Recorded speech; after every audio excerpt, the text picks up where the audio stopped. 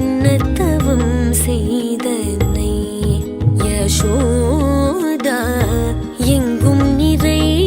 பரபிரம்மம் அம்மா என்றழைக்க என்ன தவம் செய்தனை யசோதா எங்கும் நிறை பரபிரம்மம் அம்மா என்றழைக்க என்ன தவம் செய்தனை யசோதா